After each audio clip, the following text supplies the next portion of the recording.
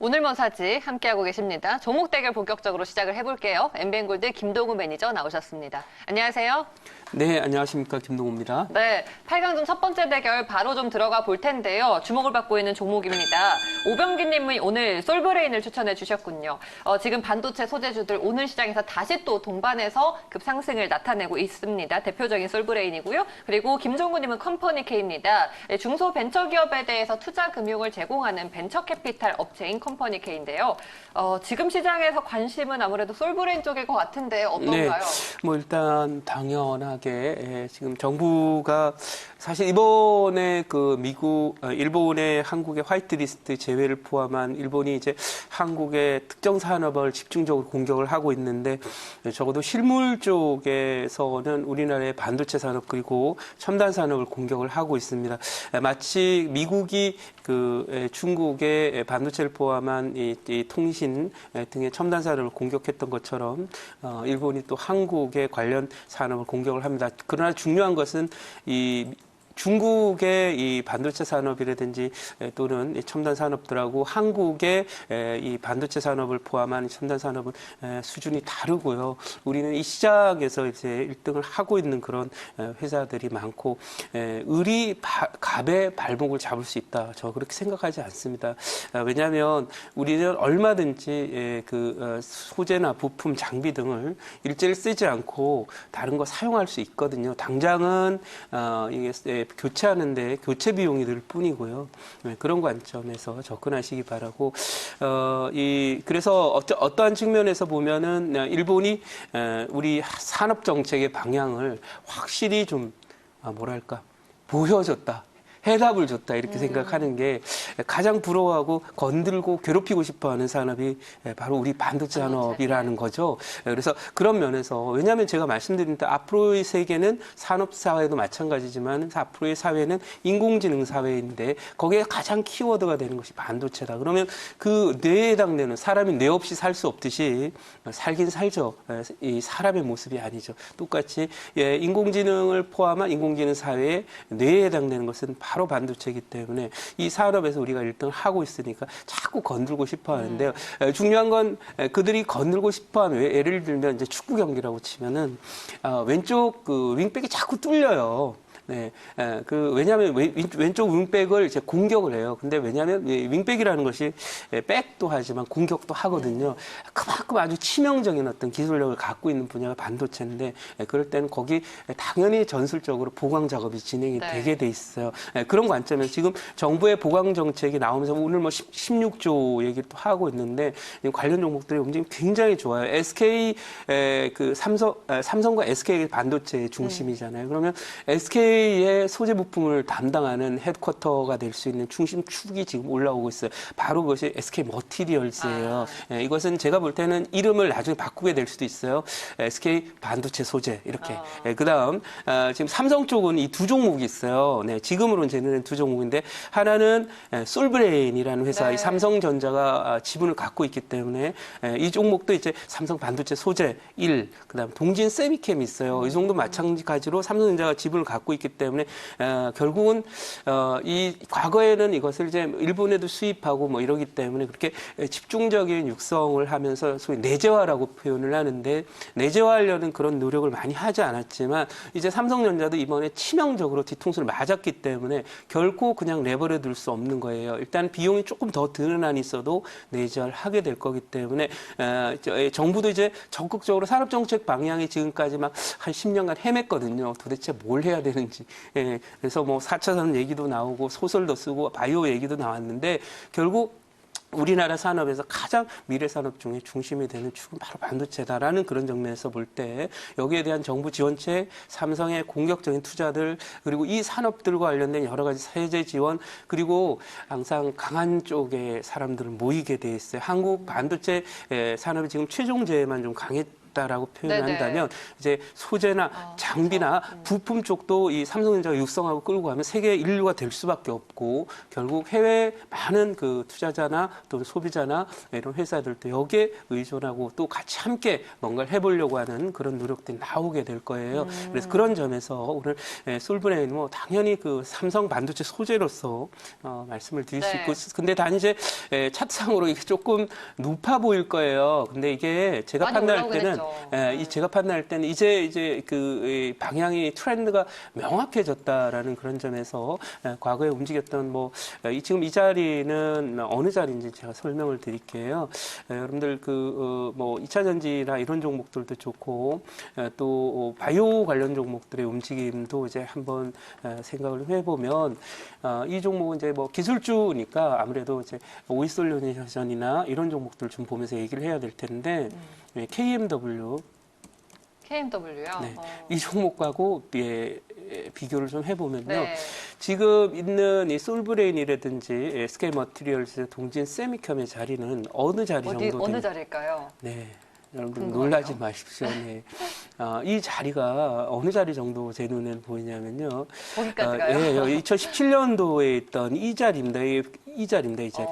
그러니까 여기 첫 번째 이 자리입니다. 근데 이번에는 모멘텀이 강하기 때문에 이렇게 횡보 등락을 거치는 게 아니고 이렇게 올라갈 가능성이 높아요. 그러니까 왜냐하면 이 모멘텀이 확실히 붙어 있어서 보시겠습니다. 자, 볼게요. 진짜로 이 자리인지 한번 보겠습니다. 자, 볼게요. 여기 보시면 여기 이제 무릎을 통과하는 이 자리에 있는데요. 똑같이 이 자리에 있는지 한번 보도록 할게요. 네, 솔브레인이 그 자리에 있는지 보겠습니다. 네, 그죠? 이 자리에 있습니다. 여기는 이제 과거 모멘텀으로 이제 네. 사이클 고점을 타고 내려왔던 거고, 여기 지금 여기에 있거든요. 우리가 네. 아주 최근만 보고 너무 올랐다 그래요. 그렇죠. 왜냐하면 원래 턴어라운드가 그래요. 네, 그래서 많은 사람들이 턴어라운드 되는 주도주를 놓치는 이유가 아까 말씀하신 대로 최근 한 두세 달 동안 많이 올랐거든요. 그러니까 네. 많이 올랐어, 100% 올랐으니 더 갈까? 이렇게 생각해서 못 사요. 근데 주도주가 한번 형성이 되면 뭐 보통 이만큼씩 가니까요. 그다음에 SK 머티리얼즈 한번 보도록 네. 할게요. 진짜로 다 그 자리에 있어요. 여기 있고 여기 있죠? 네. 여기 발등 자리입니다. 시장의 대세네요. 네, 그다음에 동진 세미컴 한번 볼게요. 네, 어디 있는지 여기 있죠? 네, 그러니까 이게 테마도 그렇고요. 주도주들이 여러분 스토리는 아시잖아요. 왜 이 종목이 우리나라 한국을 이제 대표하는 소재와 산업재 하면 네. 화학이나 철강이 아니에요. IT 소재와 산업재가 우리 지금 그 소위 얘기하는 과거의 소재주라고 했던 화학이나 철강 이런 애들이 이제 우리 소재주였잖아요, 대표적으로. 이제 앞으로의 그 인공지능 시대에서는 그 산업 쪽에서는 우리 IT 쪽의 소재와 IT의 소위 부품 그리고 장비 이런 쪽은 또 과거에 그 예를 들면 이거에 장비라고 하면 이제 두산인프라코라고 하는 종목 네. 들어보셨을 거예요. 두산중공업, 굴삭기. 네네. 근데 이것은 이제 건설 시대의 장비나 이런 소위 그 산업재 쪽의 1등 주고요. 앞으로의 이 소위 그 인공지능 사회의 1등 산업재는 바로 이 IT 장비들에 해당되는 애들이에요. 그러니까 이런 애들이 중심이 되면서 가는 흐름들이 예상이 되기 때문에 오늘 뭐 지수가 아침에 좀 빠져서 여러분들 또 그렇지만 외국 매도는 별로 강하지 않고 있습니다. 그리고 또 하나는 여러분들 주목해야 되는 게 있어요. 아까 환율 얘기 잠깐 말씀하셨는데 좀 이따가 말씀 좀 드리고 네네네. 이 자리가 워낙 중요하기 이야기 때문에 나눌게요. 제가 말씀드리는 것은 뭐 다른 여러 가지 요인들보다도요. 이 주도주는 지수가 신저가가 나요. 근데 네. 주도주는 벌써 이렇게 움직입니다. 아니 이미 지금 시장에서 50일 신저가를 기록한 종목들이 속출하고 있잖아요. 그렇죠. 절반 정도. 그거는 네. 우리나라 산업의 구조조정을 반영하는 거예요. 앞으로 10년 후에는 흔히 소위 얘기하는 여러분들 생각했던 좋은 종목이라고 지금 생각했던 산업들이 아니에요. 꿀뚝주들. 네, 이 종목들은 앞으로 계속 어려울 거예요. 오늘 소위 포스코 이런 종목들 신저가 가는 이유가 바로 그런 데 있다 이렇게 말씀드리고 확실히 주식은 트렌드에 맞춰서 가야 된다는 네. 거 그대로 보여주고요. 그러면 솔브레인 승자로 정해드립니다. 네. 지금 시장의 대세 그렇죠. 테마인 그 중에서도 핵심 종목인 솔브레인 컴퍼니 K를 이겼습니다. 다음 대결 바로 볼게요. 오하임님이 오늘 M+를 추천해 주셨는데 이 종목이 뭐냐 하면은 SK 배터리 아메리카와 2차 전지 2차전지 제조설비 공급 계약을 최근에 맺었다라는 모멘텀을 갖고 있는 2차전지 소재 관련주라고 보셔야 될 것 같아요. 그리고 조영원님은 신라젠을 추천해 주셨는데 신라젠이 지난 금요일에 이어서 오늘 시장에서도 이틀 연속 점 하한가를 맞았어요. 그런데 신라젠 측에서는 지금 적극적으로 좀 해명을 하면서 병용요법에 대한 기대감이 살아있다, 뭐 주식도 매입하겠다 이런 얘기까지 하고 있고 외국인과 기관은 좀 사는 포지션이거든요. 그 종목 어떻게 보세요? 뭐 일단 그 외국인 기관의 매수의 정체를 좀 생각을 하셔야 돼요. 쇼카바. 쇼카버링. 쇼카바는 뭐 차익 실현인데요. 차익 실현 아마 쇼카바는 일부 들어올 거예요. 네. 이만큼 떨어졌으니까 조금 오를 수 있다라는 그런 기대감인가요? 네, 이거 뭐 차익 실현이니까 저러다고 다시 매도 돌아섭니다. 아, 이게 여러분 속으면 안 됩니다. 왜냐하면 이 신라젠의 말씀을 드렸는데 이쪽 섹터는 제가 보지 말자 그랬죠. 그러니까 제가 말씀드렸지만은 이 대상투를 치고 10년이 될지 20년이 될지 모르는 그런 대상투를 치고 빠지고 이 남극으로 향하고 있고 남극의 얼음굴로 들어가는 종목을 오지 말자 그러는데 뭐 용기 있게 뭐 가보셔도 상관은 없는데요. 어쨌든 항상 트렌드에 거슬려서 매매하는 것은 큰 응징이 따른다라고 말씀을 드렸고요. 이 종목은 사실은 저는 뭐 외국기관 매수 들어오고요. 회사 측에서 부인 공시를 낸다 하더라도 제가 판단할 때는 좀 어렵다. 저는 추세에 의해서 말씀드리고 제가 이제 올해 이 방송이 진행이 되면서 계속 이쪽 섹터는 보지 말자라고 말씀을 꾸준히 드려왔고요. 뭐 그러면서도 계속 자기 방어 논리를 갖고 빠지면 빠질수록 좋다고 얘기하는 이런 분들도 계셨는데 결국 이렇게 되고 있거든요. 그래서 이 추세가 살아있는 종목 그리고 앞으로 미래가 창창한 종목 그리고 시세 자체가 많이 오르지 않아서 밸류에이션 관점에서 부담 없는 그런 종목도 많은데 굳이 이렇게 지금 여기 많이 빠져 있다고 생각되지만 이 종목 제가 볼 땐 밸류나 뭐 이런 논할 수 없는 그런 상태라서 제 판단은 신라젠을 얘기하기는 어렵고요. M+ 지금 나와 있는데 이것도 역시 마찬가지로 약간 그 바이오나 이쪽하고도 좀 관련이 있을걸요. 그래서 뭐 2차 전지 관련한 그런 소재를 공급했다라는 소식이 있으나 어쨌든 그건 조금 더 지켜봐야 되는 그런 상황이라고 판단해서 하지만 어쨌든 뭐 저점 깨지지 않아서 오늘은 두 종목 승자는 M+로 말씀드리겠습니다. 네, 두 종목의 승자 저점을 아직 깨지 않은 M+가 되었습니다. 바로 다음 대결 넘어갈게요. 윤여민 팀장은 오늘 이노션을 추천해 주셨는데 이 종목 이제 광고주죠. 현재 M&A라는 모멘텀을 갖고 포트폴리오를 강화하고 있는 단계입니다. 그리고 곽영훈 부장은 효성 첨단 소재. 최근에 효성그룹 우리 이야기도 나눠봤어요. 효성그룹에 대해서 긍정적인 그런 전망이 있었는데 효성 첨단 소재 오늘도 움직이고 있습니다. 어떻게 보십니까? 네, 일단 이 효성은 뭐 제가 지난번에는 효성을 한번 말씀을 드렸었죠. 네, 근데 이제 효성이 아주 짠돌이다. 잘 손해를 안 본다. 그러니까 이것은 이제 다른 사람을 괴롭혀갖고 손해를 안 보는 사람도 있고요. 기업 중에서는 소위 갑질이라 그러죠. 그런 걸 통해서 안 보는 사람도 있지만 이 회사는 그게 아니고 자기 스스로 자기 컨트롤을 잘해 비용 컨트롤을 잘하고 좀 소위 얘기해서 엉뚱한 데 돈을 안 쓰는 그런 회사라고 보시면 되겠어요. 그러니까 발상 자체가 비즈니스에 대한 컨셉이 명확하기 때문에 어려운 상황이 오더라도 지금 사실상 뭐 제 판단을 거의 IMF에 준하는 상황에 와 있거든요. 그럼에도 불구하고 이 효성 계열 종목 중에서 특히 실적이 좀 되는 종목들은 탄탄하거든요. 오늘 보세요. 3.6% 올랐는데 끄떡을 안 하거든요. 이건 앞으로 우리나라 산업이 결국 재편이 돼요. 과거에는 이것저것 다 했거든요. 중화공업하면서 조선도 하고 자동차도 하고 전기전자도 하고 예를 들면 뭐 건설도 하고 또 기계 장비도 하고 그랬는데요. 이 산업이 앞으로 변해요. 왜냐하면 한국이 일부는 물론 그런 산업들을 가겠지만은 한국의 소위 대한민국을 대표하는 산업, 세계 어디 내놔도 리딩 산업의 역할 하는 산업은 결국 반도체와 IT, 그 다음에 미래자동차 이런 쪽이라고 봤을 때 이 종목 거기에 지금 소재를 공급하는 그런 회사이기 때문에 앞으로도 트렌드를 잘 따라갈 것이고 뭐 또 일 하나 하면 이렇게 그 자기 스스로에 대해 엄격한 그런 회사들이 품질이나 이런 부분에는 조금 그 강력한 어떤 고집이라든지 이런 게 있어요. 그러니까 제품을 내놓을 때 팔아야 되는 물건이니까 고객 중심적인 그런 컨셉 갖고 있을 거거든요. 그래서 효성 첨단 소재는 뭐 앞으로도 여러분들 기대해도 좋은 그런 종목이라고 네. 봐서 두 종목의 승자는 효성 첨단 소재로 하도록 하겠습니다. 네, 효성 첨단 소재를 승자로 꼽아주셨습니다. 다음 대결 보면요. 정원정 과장은 오늘 휠라코리아를 추천해 주셨는데 사실 최근에 이제 의류주들 중에서 일부 종목들 신성통상이 대표적이죠. 애국 테마주로 엮이면서 시세가 분출되기도 했는데 휠라코리아는 그동안 이제 실적이라는 모멘텀으로만 가다가 뒤늦게 애국 테마로 편입됐다라는 그런 소식이 들려오고 있습니다. 기관이 4거래일 연속 매수로 포지션을 잡고 있는 상황이고요. 그리고 염수관 차장은 오늘 나스미디어를 추천해 주셨어요. 이 종목도 역시나 움직이는 원동력은 실적이고 오늘장에서도 잘 가고 있습니다. 휠라코리아와 나스미디어 어떻게 보시나요?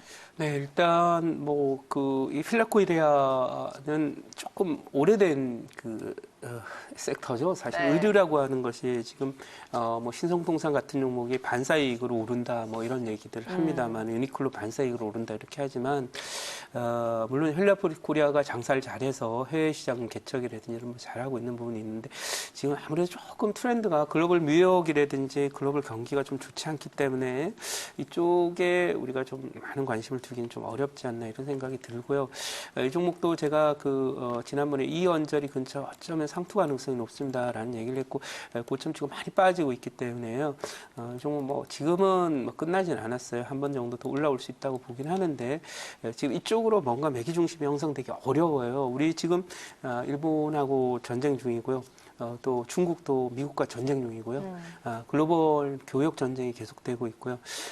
이 소위 과거 100년 전만 하더라도 미국을 포함한 많은 제국들이 소위 제국주의라고 하죠. 이 각 국가들, 이 아시아나 또 중남미 또 아프리카에 있는 많은 나라들에 대해서 개방하고 개항을 하고자 하는 그런 의도를 펼치면서 자유무역 이런 걸 주장을 했는데 이제 한 사이클이 돌았어요. 이제는 정반합이니까 너무 또 자유무역을 하다 보니까 자신들의 이익을 헤쳐진다고 이건 뒤집기 시작했습니다. 그래서 지금 그런 요소이기 때문에 자유무역이나 이런 부분들의 지나치게 의존도가 높고 핵심력이 떨어지는 것은 좀 안 좋다 이렇게 보는데 물론 이제 휠라코리아는 그런 부분에서는 좀 많이 좋긴 하지만 앞으로 이런 교역에 의존하고 자유무역에 의존하는 그런 비즈니스들이 조금 부담이 될 수 있고요. 또 한편은 경기 흐름이 좋지 않아서 중국 소비도 그렇고 우리나라 내수 소비도 안 좋기 때문에 좀 앞으로도 계속 조금 더 기간 조정이 나오지 않을까 이렇게 생각되니까 그런 면에서 부담이 된다라고 생각하고 있고요.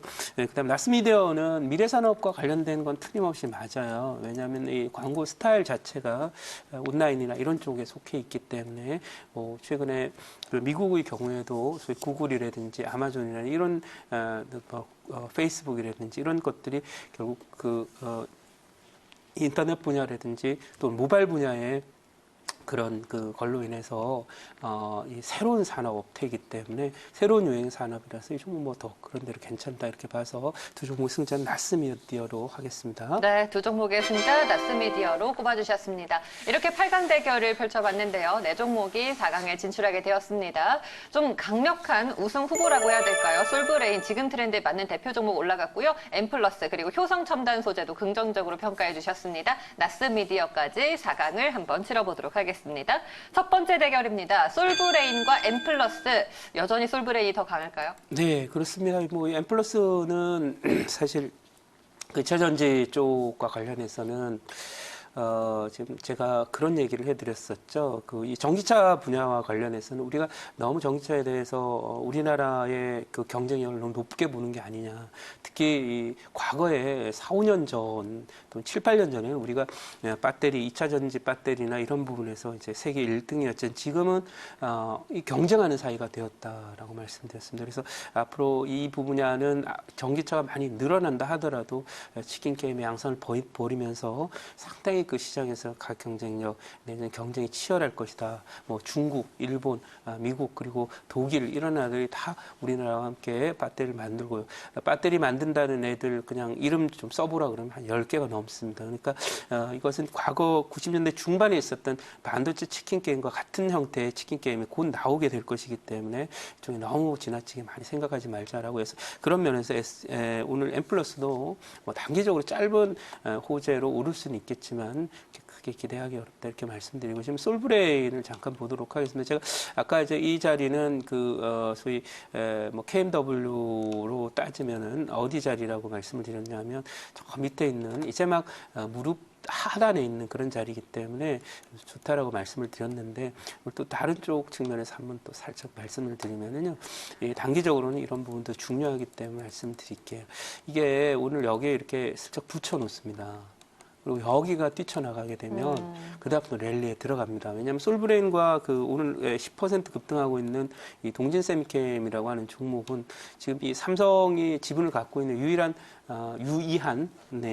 이 소재 관련 업체고 또 지금 기술력을 인정받아서 일본에서 규제에 들어와 있는 그런 제품들을 바로 국산화하는데 거의 성공을 하고 있기 때문에 상징적인 의미에서의 주도주의 역할을 할 수 있다 이렇게 보고 있거든요. 그래서 그런 면에서 볼 때 뭐 솔브레인 오늘도 그 경쟁이 사실 안 된다. 2차 전지 계열 종목들하고는 그야말로 앞으로도 계속 가는 길이 다르다 이런 말씀을 드리면서 솔브레인 두 종목 승자로 말씀대로 결승 진출시켜 드리겠습니다. 네, 결승 진출 종목이 되었습니다. 솔브레인이 M+를 이겼습니다. 다음 대결은요, 효성첨단 소재와 나스미디어의 대결인데요. 이 두 종목의 대결은 누가 이길까요? 네, 일단 이 나스미디어도 뭐 오르긴 오르는데 보시면 이제 이 종목을 보면 보시다시피 여기 아직도 이쪽 남극에서 이제 벗어나려야 되는데 당장 벗어나기 좀 어렵죠. 상당 기간의 바닥 다지기가 필요하다 이렇게 보고요. 남극에서 한국으로 오려면 뭐 배편도 알아봐야 될 거고요. 또 그 대륙에서 있다가 또 항구 쪽으로 이제 나와야 될 거고요. 시간이 좀 걸린다 이렇게 보여지고요. 반면에 이제 이 종목과 하고 있는 이제 경쟁하고 있는 효성첨단 소재는 바닥이 어느 정도 나왔다고 보여지고요. 여기가 통과되면 이제 본격적인 시세에 들어간다 이렇게 말씀드릴게요. 단기적으로 14만 원 정도까지는 뭐 무난하다 이런 말씀을 드리면서 두 종목 승자는 바로 효성첨단 소재로 하도록 하겠습니다. 네, 두 종목의 승자 효성첨단 소재가 되었어요. 사실 효성첨단 소재도 저도 좀 예상을 했었는데 결국은 결승에 진출을 했습니다. 오늘 결승이 참 결승다운 결승이 됐는데요. 솔브레인과 효성첨단 소재의 대결이에요. 네. 누가 이길까요? 네, 아무래도 상징성 말씀을 드릴 수밖에 없는 것이 사실은 이게 그냥 테마로만 끝날 거였으면 여기 고점을 치고 여기 다시 올라오면 안 돼요. 근데 지금 진행되고 있는 한일 간의 이 문제가 산업 전쟁, 경제 전쟁, 국가 전쟁 이렇게 비화를 해요. 근데 여기서 우리가 잘 봐야 되는 것은 지금 뭐 지소미아를 포함한 국간의 뭐 안보 전쟁 뭐 이렇게까지 너무 확산하는 것은 조금 오바다 이렇게 저는 생각을 하고 있고요. 결국은 IT 산업에서의 전쟁이다. 저는 그렇게 보고 있거든요. 그러면 이 IT 산업, 우리가 이제 일본을 이미 그 길을 한 섹터가 바로 IT 산업하고 미래 자동차 이 분야거든요. 이것은 그 길이 됐어요. 물론 과거에 소위 그 길이 됐던 쪽에서 뭐 철강이라든지 또는 조선이라든지 이런 부분이 있지만 그건 진짜 미래 산업이 아니라 과거 산업이라는 점이에요. 과거 산업에서 그 길을 해봐야 오래 못 가는 거니까 별로 의미가 없고요. 미래 산업에서 그 길을 해야 되는데 그런 면에서 볼 때 솔브레인 이 종목은 동신 세미컴과 함께 대표적으로 삼성 소위 반도체 소재라고 하는 그런 이름을 갖고 나중에 여기를 중심으로 해서 많은 부분이 소재와 부품들이 국산화되고 또 내재화되는 그런 과정을 거칠 것이기 때문에 상당히 상징적인 그런 종목이 될 것이다 이렇게 말씀을 드리고요. 그러면서 오늘 이 종목은 앞으로 이제 이것이 10년 트렌드예요. 그러니까 10년 동안 이런 반도체 소재나 산업은 세계 최고의 산업으로 클 거기 때문에 오늘의 우승 종목은 바로 솔브레인으로 하도록 하겠습니다. 네. 네, 오늘의 우승 종목입니다. 지금 트렌드에 맞고요. 앞으로도 우리가 당분간은 좀 주목을 해봐야 되는 그런 종목이죠. 솔브레인이 우승을 차지하게 되었습니다. 가격 전략 한번 세워주시죠. 네, 이 종목은 일단 오늘 티어 올라와 있는데요. 많은 분들이 부담스러울 거예요. 겁날 거예요. 못 살 것 같은데요. 그러나 매수가는 72,800원 정도 언저리 일단 드리는데 두 가지 매수 전략이 있을 수 있어요. 지금은 저가 매수 방법은 72,600원. 그 다음에 추격 매수법이 있는데요. 추격 매수법 제가 잘 말씀을 안 드리는데 이 종목은 어차피 이쪽으로 앞으로 한국의 산업적인 역량이 정권이 바뀌든 뭐 어떻게 되든 간에 일단 내친김이기 때문에요. 일본이 또 우리한테 힌트를 준 거라서 그건 꼭 그쪽에서 공격한다는 것은 우리는 정말 그쪽에서는 정말 부러운 산업인 이걸 잘 거거든요. 키워야겠구나. 그렇죠. 이걸 네. 세계 최고로 키워야 되겠다는 걸 바로 힌트를 준 거라서 우리나라 향후에 미래 산업에 대한 키워드는 이미 다 나왔어요. 이제 뭐 4차 산업 이러면서 막 소설 쓰지 않아도 됩니다. 그냥 이대로 그냥 적어도 10년 정도 밀고 나가면 되는 거라서 그런 면에서 이 솔브레인을 오늘 우승 종목으로 하고요. 가격 전략은 추격 매수 전략이 있는데 아까 이제 매수 72,000원대는 저가 매수 전략이고요. 오늘 이 자리가 튕겨나면 오늘이든 내일이든 몰라요. 76,500원이 통과돼서 혹시라도 이 종가 매수인데요. 종가로 여기가 튕겨나가게 되면 바로 다음날 그야말로 또 큰 시세가 날 수 있다라고 봐서 76,500원 통과 시에 매수 가능. 그 다음에 저가 매수는 72,500원 이렇게 잡아드리도록 하고 목표치는 일단은 10만 원 드리고요. 손절 라인은 6만 5천 원 정도 해서 접근하시면 되겠습니다. 네, 72,500원 위로 이제 올라가는지를 봐야 되겠고요. 네. 목표가 10만 원, 자릿수 바뀝니다. 그리고 손절가 6만 5천 원으로 잡아주셨습니다. 솔브레인 가격 전략 만나봤습니다. 오늘의 우승 종목이었습니다. 오늘 오후에도 무료 방송하시죠? 네, 그럼요. 4시 무료 방송하고요. 장이 어렵습니다만은 지금 우리 산업 구조 조정도 마찬가지고 지금 전쟁 때문에 빠진다 이렇게만 보지 마시고 한국이 결국 가야 될 지향해야 되는 산업 정책의 방향 이것도 지금 다 드러나고 있고 또 하나 이제 환율 얘기를 아까 이제 잠깐 물어보셨는데 이 환율 얘기를 잠깐 하면은요 우리나라 환율이 이제 과거에도 그랬고요 오늘 지금 전일 대비해서 5원 80전 오르면서 1,200원 급등을 정고점 돌파를 했어요. 그래서 이제 정고점 돌파한 이 환율이 얼마까지 갈 것이냐라고 하는 것이 이제 관심사이기도 한데 중요한 건 환율의 움직임 자체는 제가 판단할 때는 그냥 뭐 1,250원 맥시멈 많이 가봐야 1,300원 정도 가는데요. 중요한 건 우리가 환율 자체에 연연할 게 아니라 환율이 올라왔을 때 외국인 투자가들은 매매 동향에 연연을 하셔야 돼요. 자, 보시면 오늘 외국인들이 강력한 매도가 있냐면 없어요. 보세요. 코스닥 150억 매도, 코스피 600억 매도. 이건 매도 강하지 않고요. 외국인들이 지금 원달러 환율이 1,200원을 넘어서는 순간부터는 한국 주식에 대한 매수를 노리고 있습니다. 그러니까 우리나라의 지금 일본과의 관계 악화나 이런 부분들뿐만 아니라 한편으로는 지금 우리 경제부처 장관님들이나 이 금융 그 관계자들이 해야 될 것은요. 열심히 지금 크레딧 라인이라든지 또는 통화 수합이라든지 이런 부분에 관련돼서 굉장히 급하게 움직여야 돼요. 산업 정책은 시간을 두고 할 수 있는 거지만 결국 외환 시장을 포함한 이런 거시 경제 특히 금융 시장, 뭐 주식 시장, 채권 시장, 외환 시장은요. 시간을 주질 않아요. 그러니까 그런 안정성을 위해서 움직이셔야 되는데 다들 모이셔가지고 일본만 규탄하고 있으면 언제 우리 시장 안정성을 챙기겠어요. 특히 외환시장 쪽에 지금 이것은 이상징후라고 봐도 된단 말이에요. 그러면 물론 이제 전 문제된다고 보지는 않아요. 하지만 중요한 것은 우리는 경제는 심리다라는 것을 잊지 않으셨으면 좋겠어요. 이 심리가 안정이 되고 뭐 전쟁을 하더라도 내부적인 인화가 있어야 돼. 세 가지가 있죠. 천시가 있고 지리가 있고 인화가 있다고 하는데 천시도 그리고 소위 지리도 좋은 그런 상대방을 이길 수 있는 그런 때 그것을 가졌다 하더라도 지금 인하를 하려면 이 시장 안정이 필요해요. 근데 지금 보면 이런 뭐 예를 들면 미국이나 뭐 통화 수합이나 이런 부분을 더 확대하겠다든지 또는 EU에 가서 또 이런 부분을 확대하겠다든지 또는 뭐 잉글랜드라든지 또 약간 그 벗어나 있는 나라들이 있거든. 중국이라든지 인도라든지 이런 나라들이랑 좀 하면서 이런 시장 안정성을 위한 조치들은 어디에도 보이지 않는다 이거죠. 그래서 상당히 좀 그 부분에 대해서는 안타까움이 있는데 아마 제가 얘기하기 전에 조만간에 오늘 원달러 환율이 전고점 돌파했기 때문에 이런 대응책들은 나오리라고 보긴 합니다만은 어쨌든 중요한 것은 이 축구 게임이든 이 경제 전쟁이든 또 진짜 전쟁이든 모두 공격만 할 수는 없는 거거든요.